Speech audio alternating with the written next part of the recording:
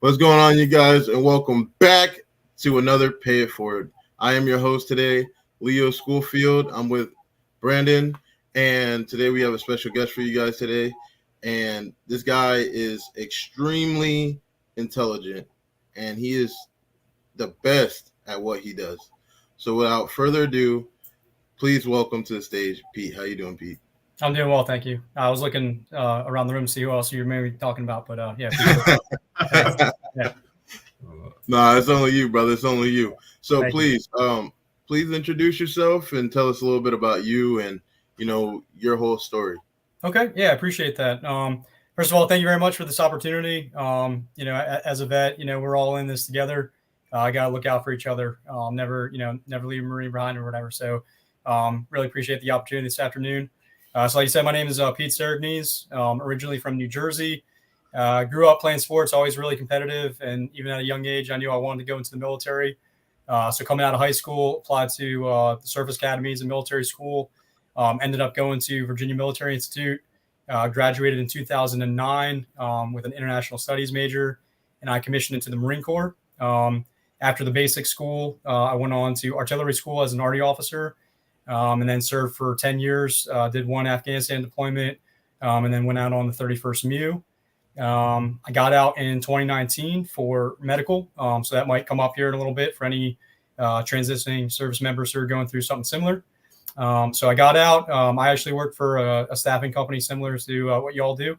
I was there for about a year, and then I moved over to my current role at WR Systems, where I work as a project manager for Department of Defense contracts. That's where I'm at today. Man, when I was told about your story, first off, when I was told about your story, it blew my mind because your story, and I'm gonna let you tell it some more. It sounded like there was struggles. There's struggles. Some people don't have those struggles. Some people do have those struggles. I want to know, what was some of your biggest struggles when it came to, either before you joined, trying to join, and definitely what were some of your biggest struggles, transitioning out of the military? Sure. It's a great question. So I think my biggest struggle before I went in, I was kind of going back and forth whether or not I wanted to go enlisted or officer route. Obviously, like when I graduated high school, it was 05. So there was a lot going on at that time. Global war on terror. A lot of my fellow classmates were enlisting, going straight over. But talking with some of my mentors, family members, everything, they kind of convinced me to go more of an officer route. So that's what led me to Virginia Military Institute. And I think the biggest challenge there, I remember the matriculation day, the first day of VMI. I was sitting in the hotel room with my family, and I was really excited because it was something that I wanted to do my whole life, and I was kind of taking that first step. And for a brief moment, it was like, man, what if I fail at this? That'd be pretty terrible. Like I want to do this my whole life, and then it doesn't work out. So I definitely had some nerves there, but I kind of equate it to, you ever playing like a big game or whatever, playing sports. It's like you get that like healthy level of anticipation and a little bit of nerves to keep you on your edge. So it was good. So showed up day one, and I just tried to do my best and everything that my instructors were telling me to do.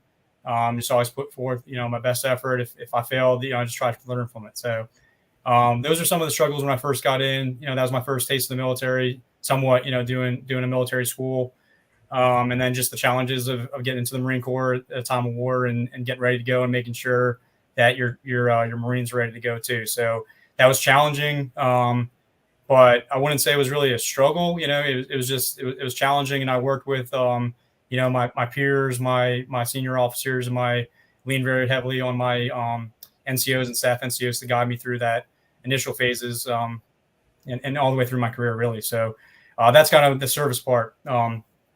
Getting out, I would say the biggest challenge I had was that I was going through a med board. So, I think, a lot of veterans getting out, they have that set EAS date and they know well in advance. So, it doesn't always work out perfectly, but they do have an end date in mind, and they can kind of map out their transition. And, here's where I'm going to go on terminal leave.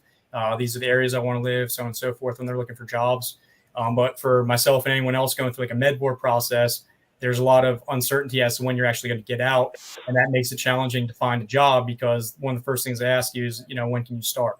And even if you're the perfect candidate, if you can't guarantee that you're going to be there when they need you to start, it makes it very challenging to sign a deal. So I got the med board results back. I was basically told I was getting out, I think it was 3 or 4 weeks after the date I was notified. So there's a lot of stuff I had to do very rapidly to get myself ready to transition out. I was fortunate enough to find employment within a geographic area that I was interested in. So that allowed me to kind of carry on seamlessly, no gaps in income or anything like that. Because I was married with a kid at the time. So yeah, that was nice. But that was one of the biggest challenges I would say getting out was not having a set EAS date until I heard back from the med board.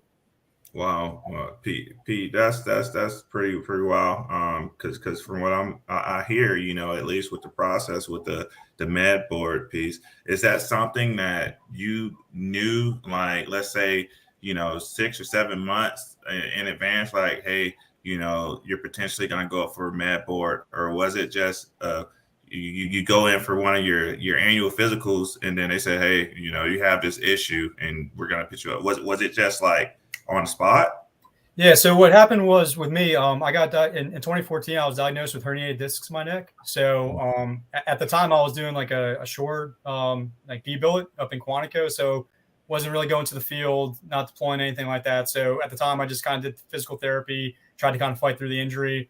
It wasn't until I PCS down to Camp Lejeune and started going out to the field, things like that. And, just throwing my flak and Kevlar and pack on, both my arms would go completely numb. So at that time I was kind of okay, this is pretty serious. So I got checked out. I was on light duty for a little bit. And then the trigger for me was I got pulled from a deployment because I was on light duty. And even though the particular deployment I was supposed to go on, there wasn't a great likelihood of any, action or anything like that. But because I was having some of those medical issues, they pulled me from the deployment. And at that point I realized as much as I wanted to continue serving, if I can't deploy, if I can't be with my troops out in the field, it was time to hang it up. Now that was another challenge, I guess, in and of itself, was coming to that realization. I made it 10 years, halfway there, and I definitely want to continue serving, but I just couldn't do so in the capacity and at the level of expectations that I set for myself as an officer. So it was time to hang it up. So went through the med board process. The med board process was about, I want to say 6 months or so. From what I've heard, it's a lot quicker now, so that's good. I think they took some steps in the right direction to get it a little bit more expedited. But that's what it was for me. It was around 6 months or so, and then the day I got notified, it was my EAS date was set like I said 3 or 4 weeks after that. So I had to kind of turn and burn on some of those administrative type tasks to get out.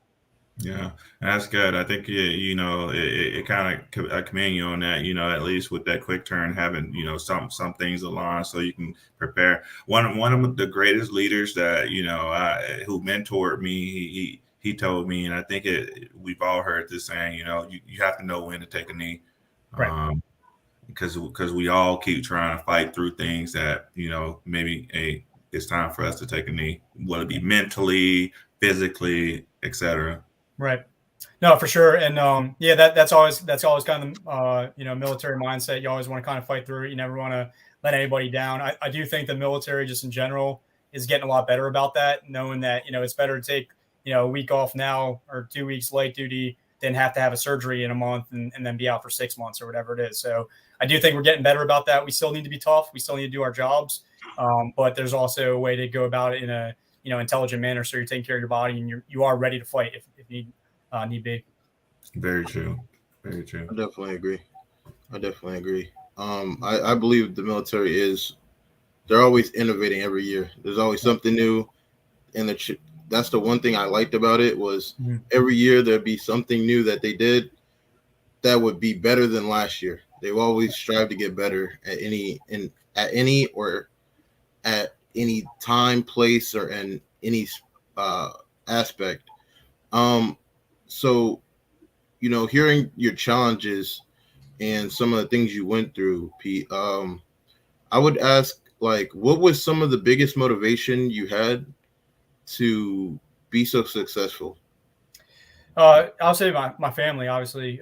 So, having a wife and kid, you have people who depend on you. So, I wasn't really in a position where I could just get out and figure it out. Right. I had to make sure I still had an income, still taking care of them.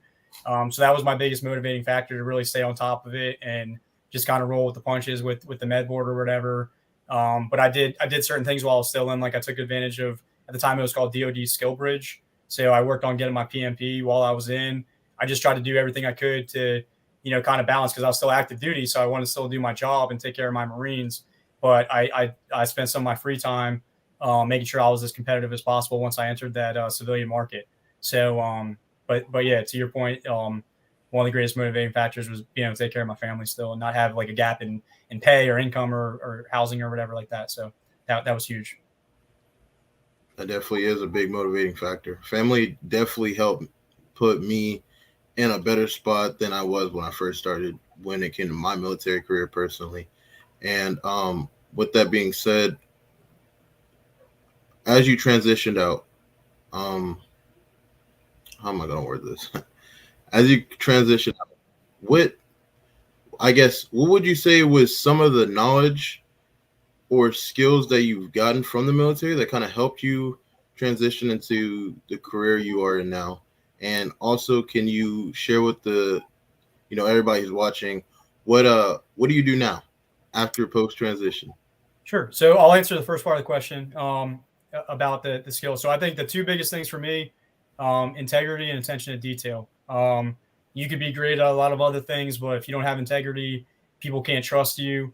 It doesn't matter. A lot of the other stuff doesn't matter. And that's something that, I learned day one of VMI. Before you learn to march, before you, learn to do anything with your weapon or whatever, you just scream the honor code over and over again.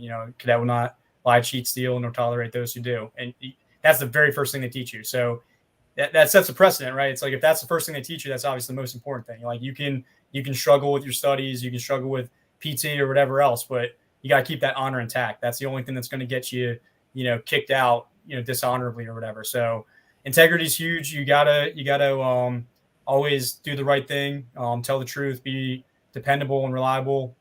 And it's not always popular. Sometimes people don't want to hear it. You might even have to, paint yourself in a bad light sometimes because you made a mistake, but you own up to it. And yeah, you might get, chewed out at the time or in trouble or whatever. But at the end of the day, you're doing the right thing. You're going to learn from it. And people know that even if you make a mistake, they can still count on you to do the right thing and come clean about it and fix it going forward. So integrity is huge. And then attention to detail. There's a lot of times, like, I think just most people just kind of good enough is good enough, right? But when you really go that extra step and pay attention to detail and really make sure you're getting it right and not just kind of cutting corners, that's what's going to separate you from the herd and really make you stand out in a positive way. So that's all stuff that, I really kind of was hammered into me, like at VMI and in the Marine Corps, and that I carry with me now. And so that brings me to my current position. Like I said, I'm a project manager. So how that ties in, the integrity piece, yeah, you got it. You're answering for your project. You're answering to your program manager. You're answering to your customer. So you always have to be honest. You can't really sweep stuff under the rug or make stuff up or cover stuff up. You always got to just be forthcoming with what's going on, what you see as the challenges and what your plan is to overcome those obstacles, and just be someone that you can trust. If your team can't trust you, the customer can't trust you, your leadership can't trust you, then it doesn't matter how good you are at the other stuff.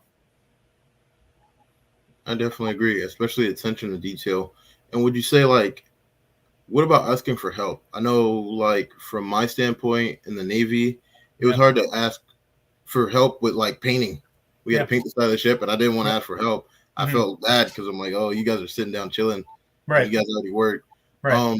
Would you say that definitely applies to civilian jobs in the civilian world as well? Oh, absolutely. Yeah, and again, that's something, again, like we're talking about transition, right? So that was something I learned in the military and I went over. Like, as an officer, you're in that position of authority, but you have enlisted personnel who have way more experience than you do. So you have to ask them for help. You have to trust them. You have to learn, leverage their experiences and their, the different things that they recommend, so that you're making the good, sound decisions to take care of your Marines.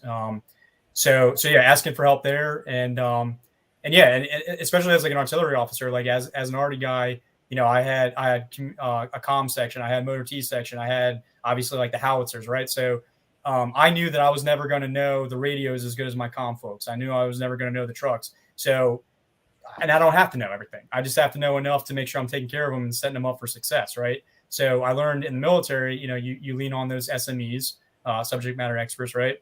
And it's the same thing now. So like, as a project manager, I have software engineers, I have technicians, I have logisticians, I have task admin folks. They all know their job better than I will ever know it, but I'm responsible for them. So I have to communicate with them. And when I don't know something, yeah, you swallow your pride a little bit. There's no harm in asking a question, even if it's it's a dumb one or whatever, because, you learn and then you don't have to ask that question again in the future because you learned it and you learned it from the right people.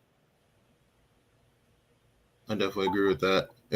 Brandon can tell you I ask Brandon all the time for help when it comes to, even lives like this. Yeah. And then I guess my next biggest question would be, you were a Marine, right, Pete? And you were always told, go here, go here, go here at this time, at this time, at this time. Right. You better show up on time. On time is late and early is on time.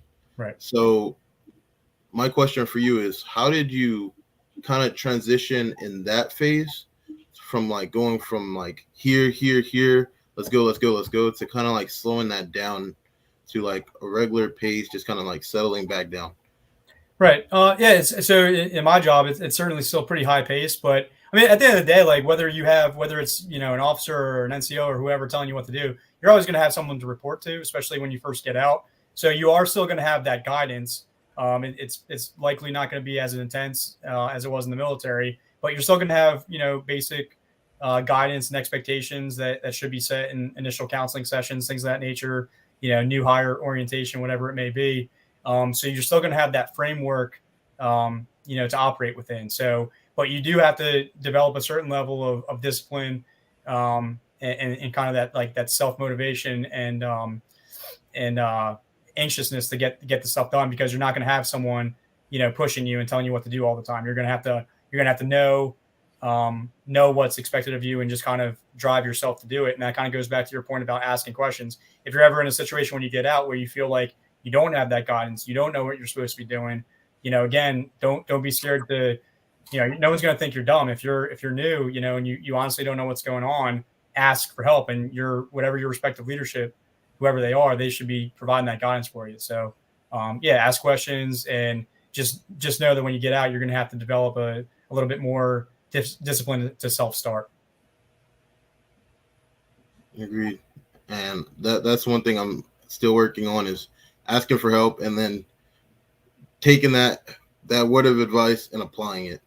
Right. So taking advice and applying it. Now to focus a little bit, post transition, how was it, or how important do you think it is to, if you do, network? So, do you currently still have like buddies of yours still in the Marines that you still talk to, or when you got out, did you kind of like just kind of keep to yourself as you were applying for jobs, or did you kind of network around your area? How important do you think that is in your aspect? I think networking is extremely important. So, I mean, my current role was through a VMI grad. He was the former program manager here. So that was kind of my connection. At first, I reached out to him as a VMI guy and just kind of initially asked him for guidance and help. Like we said, ask for help, right? And so it went from him kind of giving me guidance and, because I knew I wanted to be a PM. My previous role, I was in like a sales role. Wasn't really for me. So I wanted to be a PM. So that was the initial conversation, and it kind of grew from there.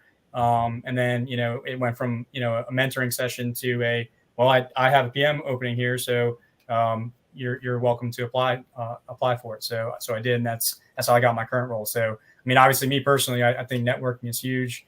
I do still stay in touch with, some of the Marines I served with, and those who are getting out. I try and give them advice as best I can, from my experiences.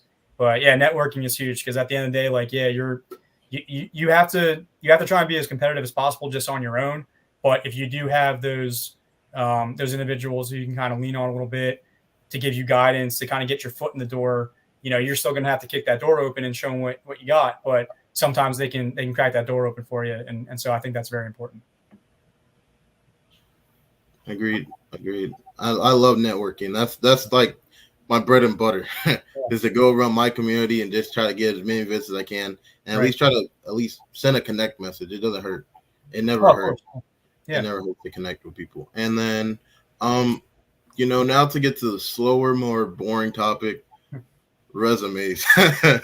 This one always hurts. So when it comes to resumes, was there anything that you did on your resume, or any tips and tricks on how to kind of make, a veteran's resume stand apart from just a regular person's resume, if you will? Yeah, absolutely. So I think the biggest thing is for vets, I think inherently just the nature of our jobs, we are in that higher stress situation. So even if you're, an admin clerk in the Marine Corps, for example, you're still an admin clerk in the Marine Corps. So you still have, officers, NCOs, barking at you to get stuff done, right? So I think for veterans, the biggest thing, regardless of what your MOS or what your job is in the military, is you want to really stress that you did it under a lot of pressure, right? You can handle the pressure situations. You can a lot of times, regardless of what your job is in the military, you're multitasking. Yeah, you're a clerk, but you also have to go to the field. You have to know your field skills. The civilian world's not going to care so much how you handle a weapon, but they're going to care that you're able to manage a myriad of different tasks and responsibilities and do so under a high pressure situation or an elevated pressure situation, fatigued, not a lot of sleep, the whole nine. So again, whatever those skills are, the applicable skills from the military, those will transfer over, but definitely play up the fact that you did it under pressure with someone pushing you really hard. I definitely agree with that. It's kind of like a topic I always talk about on lives, is kind of, knowing when to say stop, and knowing when to, tell yourself you did enough work for that day. Right. You can relax now. Right. It's not like you didn't. It's not like you did. Was that a challenge for you as well? Was to kind of, as you started working in the industry you are in right now, was it kind of a challenge for you to tell yourself to stop? You don't have to, you hit your max limit, you hit your hours, you can stop now, you can relax. Yeah, as a manager, my phone's always on. I'm always available for my folks or my program manager. So it kind of doesn't stop for me. And I don't know that necessarily should for anybody. I mean, you should. Yeah, you're gonna put in your hours, and don't work yourself to death. But yeah, that's just kind of what sets us apart, and that's what's going to make you more competitive. And it just depends on what your goals are and aspirations. Like if you want to advance, I think if you're a vet, like regardless of what industry you go into, if you have that drive and you do push yourself, you'll be even more competitive. But yeah, you do have to. It's a balance, and as a vet, you certainly earn the right to take your foot off the gas a little bit, and maybe chill out. But you still should have that drive, I think, and keep going. I definitely agree with that one, because I know, like, as soon as I did it before too, in the first couple of weeks when I started, I took my foot off the pedal, and like I just got lazy. I was lazy, and I was like, man, I'm not even motivated. But it took a little bit of time. I worked myself to get back up, and now that I got my foot on the gas, I'm ready to go 100%. So I definitely agree with you in that aspect as well.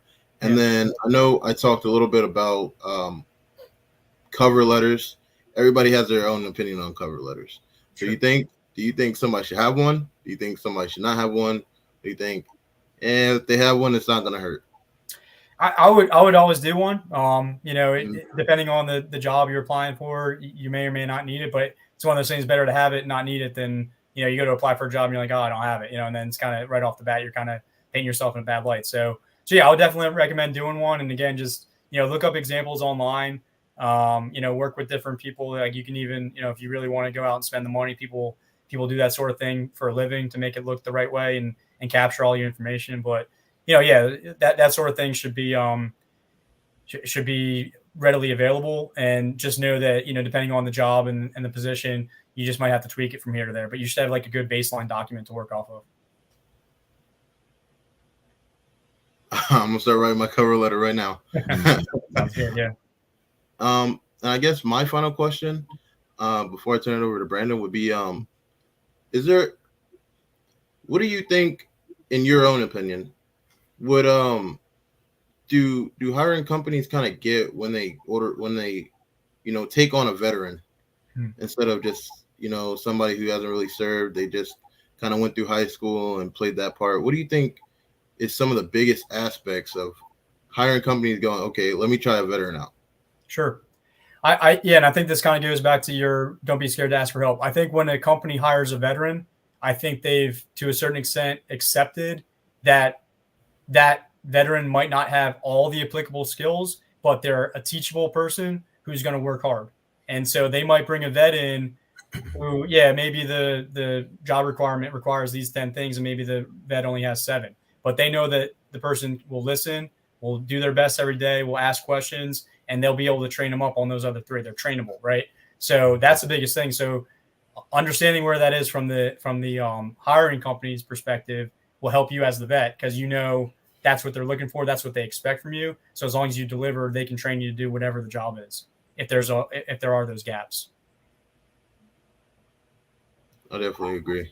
Yeah. So if you're a hiring company, we got it. Yep. Just give us a task and we will accomplish it 100%. No questions asked. Yeah, it's that mind. It's mission accomplishment, right? That's what's beaten into us as military is accomplish the mission. So you can get hired for pretty much anything, and they're going to train you to do it. So you just got to go in there with the right attitude and just do your absolute best. I absolutely agree 100%. Brandon, do you have anything? Oh yeah, definitely. No, I was gonna add in there too. Hey, I'm a checklist guy. Give me that checklist, I will follow it to the T. Right. But Pete, I really appreciate you so much. Well, I just have 2 more questions for you, honestly. So we have a PM on here. You are in a PM role, and we have our network who a lot of our transitioning service members are looking to either skill bridge as a PM or W-2 direct hire as a PM. What advice do you have for them that could help them? Maybe some things that you probably maybe wish you would have done prior to leaving service to prepare yourself for that PM role. Sure. So in particular, if you're going for a PMP, one of the biggest things is, as part of your application, you have to submit your hours. So if you're still in and you still have your fit reps or your evals or whatever, I recommend going back and combing through those and pulling out specific times where you were in charge of something that project is kind of loosely defined.